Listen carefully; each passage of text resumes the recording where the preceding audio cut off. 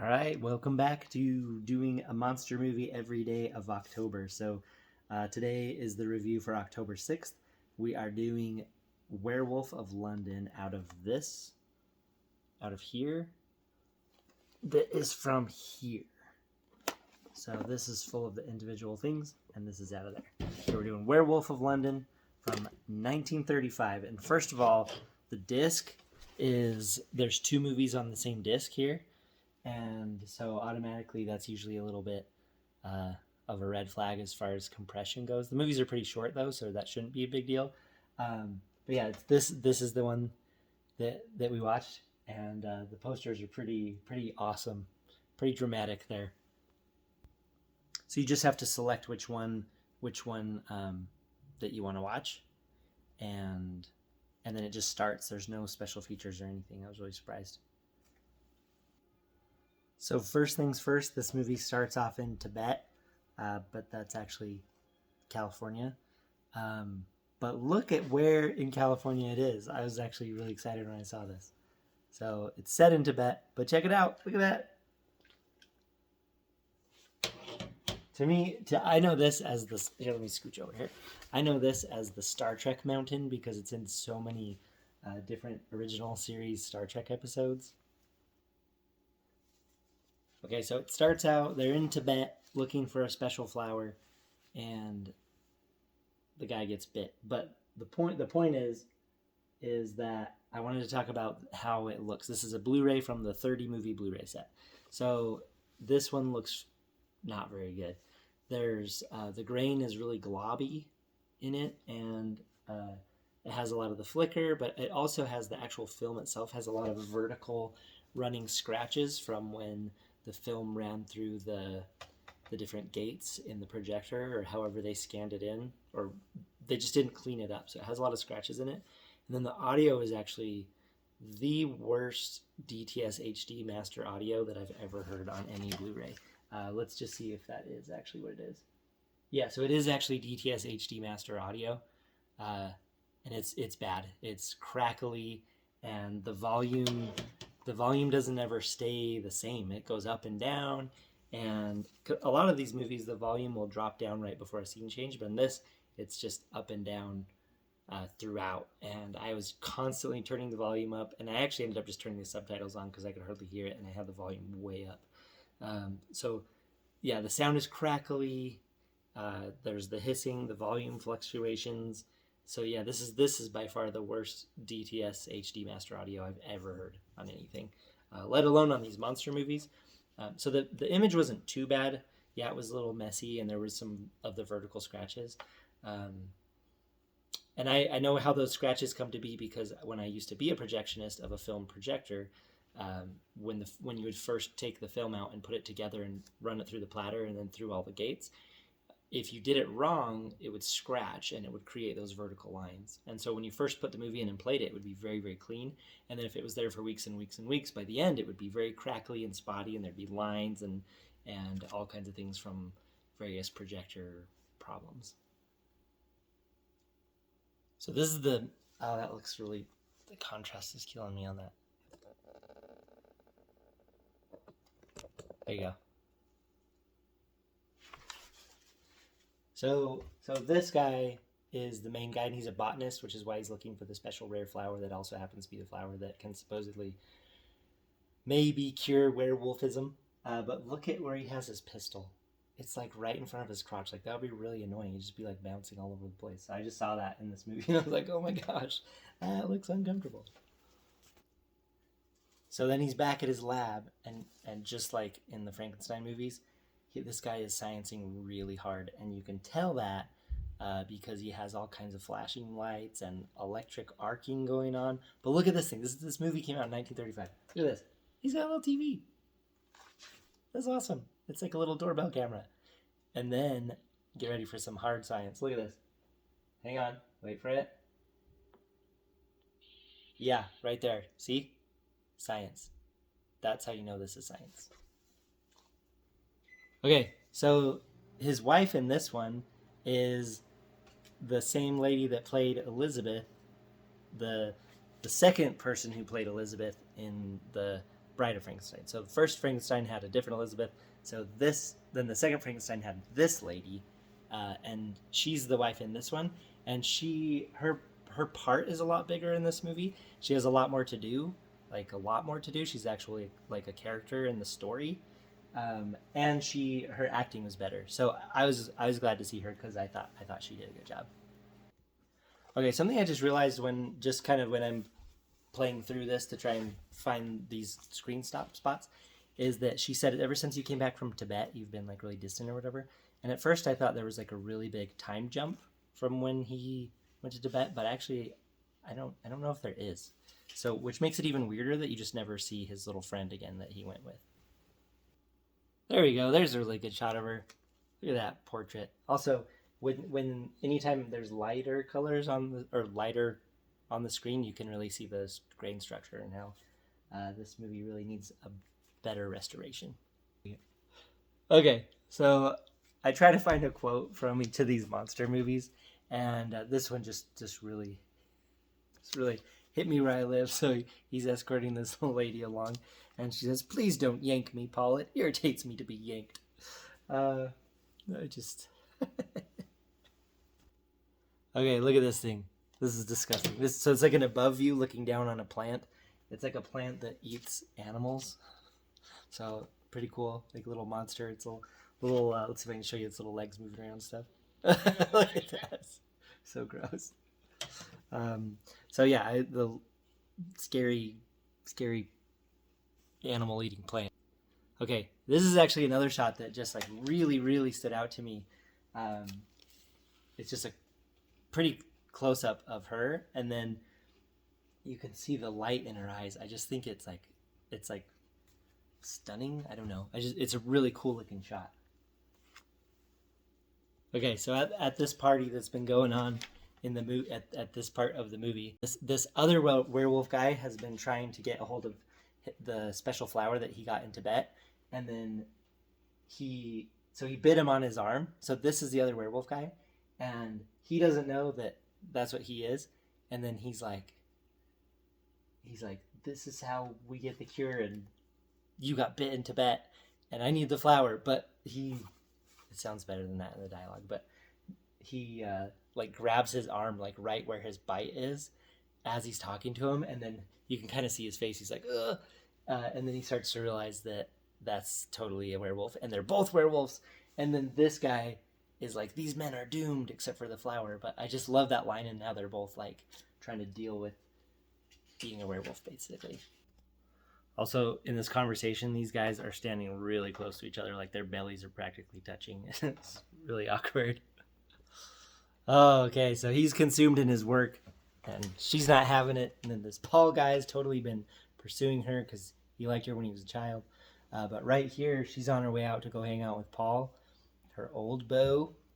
And look at this kiss. This has got to be the most romantic kiss in any movie I've ever seen. Like, look at her. I don't know if you can see that, but this just pure gold right there. Look at her hands just straight down to the side. Anyway, their marriage is not doing great because he's just sciencing too hard. Okay, and this at 39 minutes and 40 seconds is definitely one of my favorite shots in the whole movie. So you got Wolfman, or no, what's his name in this one? Werewolf. Wolfman's the later movie. But you got Werewolf hanging out right here, and this blonde lady cruising down the street. But it's just like this creepy, dark walkway. I think it looks really cool. That's one of my favorite shots in the movie right there.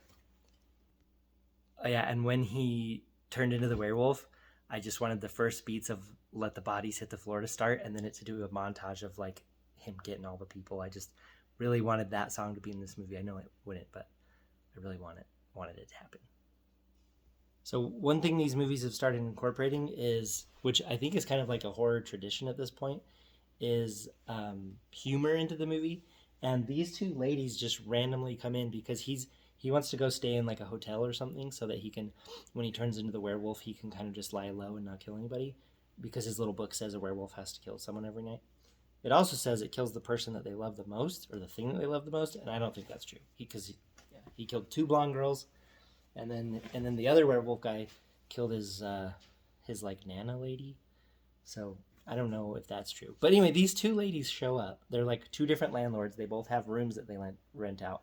And he comes in there and he's like, hey, I want a room. And this one's like, yeah, okay, I'll do it. And then this one starts talking, and this lady totally throat punches her and like passes out. Like it really happens. And then later, they're like competing again, and the one's like, why don't you look through the keyhole and spy on him?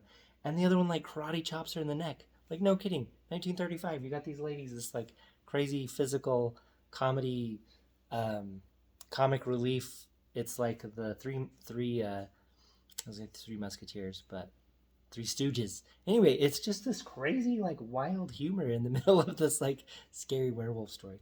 But that actually ends up happening in, I guess, a lot of horror movies. And a lot of these horror movies have silly parts and silly lines in them.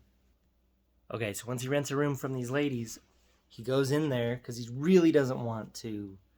He doesn't want to be out killing people at night as a werewolf. I don't know why, but he doesn't want to. But he goes into his little room by himself, and I don't know. Can you see what the subtitles say? He starts praying. He says, "Father in heaven, don't let this happen to me again." And I just think it's interesting in these older movies, like how religion and Christianity is portrayed, and because they have censors that the movie has to get approved by, and it seems like the censors really love this kind of stuff being in it, and they'll allow like some darker stuff in it if there's like religious-y stuff. So anyway, I was really surprised to see just on screen him like actually saying a prayer, trying to not turn again. However, that being said, he totally does turn into a werewolf again. So I don't know what this movie's trying to say about like him having a prayer and faith and stuff, because it doesn't work for him. Speaking of that idea, you also had the Dr. Praetorius and the Bride of Frankenstein that basically is like scoffing at people that believe in Bible stories. So maybe the movies are playing with that a little bit too, with like their scary monster stuff and religion kind of bashing. Okay, here's him turned into the werewolf. I was gonna say Wolfman again, but it's werewolf. And he always looks so surprised every time he changes. He like looks at his hands and he's like feeling. He's like, "Oh, it changed." And it's like, weren't you kind of expecting this? But then he doesn't. You hear howling off screen, but then every time it shows him, he's always just like this weird like gaggy sound. Let's see. I think he's doing it right now. Yeah, like that. You guys, he's just like it's it's kind of pretty gross, pretty gross sound that he makes.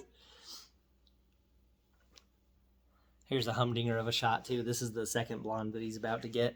She's doing her makeup while she's trying to get this zoo worker guy to cheat on his family with her. But this is a cool like reflection-y. She's doing her makeup with her little mirror, and then he's sneaking up behind her to do his werewolf thing. So these movies have been doing these really cool transitions where they slowly fade or layer on top, and he has one too where he like comes out of the wolfman or werewolf, and it does that slow transition. So I'm really liking that in these movies. So the overall body count of this movie is 2 blondes and 1 housekeeper by 2 different werewolves. This movie, more than any other movie so far that I've watched, there's not a ton, but this one leaves it open for a sequel, like wide open for a sequel, because one werewolf gets it and the other werewolf is still on the loose, and I don't know if in the rest of these movies, I don't know if that story thread's going to come around, or they're just going to let it go or whatever. I don't know if the 1941 Wolfman is related to this at all. I have seen that one, but it's been a while. Anyway, this one is wide open for a sequel, and that's really hasn't happened before with the other ones. I think I watched it in the best possible way to watch this movie, other than the fact that this is one of the worst like Blu-rays I've ever seen. Picture's not as bad, but the audio is the worst ever. But the best possible way to watch this movie is with friends, laughing at it, and just having fun. It's a good Halloween movie to just watch and have a good time, and like maybe be like a tiny bit scared, but mostly just have fun and laugh and say like why are they doing these choices. So yeah, I would do that, but for sure this one doesn't even come close to any of the prior monster movies before it. It's probably at the bottom so far. That being said, I totally enjoyed watching it and glad I did. It's just not It's not like The Bride of Frankenstein or Invisible Man or Dracula. Like it's not anywhere. It's not anywhere close to that. What? Let's see. Rough Blu-ray. I already said that a whole bunch of times. Wanted the Bodies Hit the Floor song to be in here, and there to be a montage of killings, but I'm probably in the wrong decade for that. I really liked this. No, I didn't. But I really liked watching it. There's the difference. I really liked watching this, but it wasn't very good. But it's a good Halloween movie if you're trying to dig for fun, obscure old ones to have a good time with. So anyway, that's Werewolf of London, and let's see what the next one is. What's the next one I'm watching? Dracula's Daughter. So that is next. This movie is going to be October 6th is when this review is going to be. So thank you for watching. Let me know if you've seen this or if you're going to watch it. Okay, bye.